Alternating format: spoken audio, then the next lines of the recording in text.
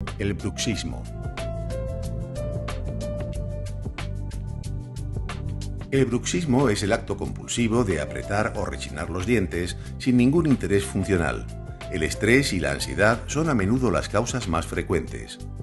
Se calcula que el 80% de la población ha tenido algún episodio bruxista a lo largo de su vida, incluyendo adultos, adolescentes y niños. Y es una conducta muy nociva para los dientes, el periodonto y los músculos de la boca.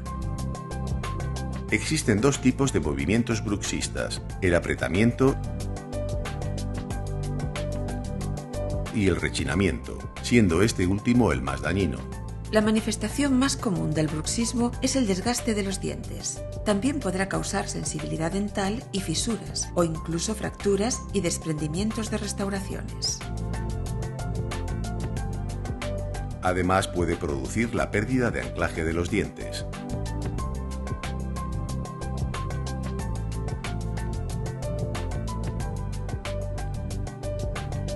El bruxismo produce un exceso de ejercicio que va a repercutir en los músculos masticatorios y en las articulaciones de la mandíbula, provocando dolor y chasquidos. Incluso puede aparecer dolor de oído, dolores de cabeza y otros problemas graves.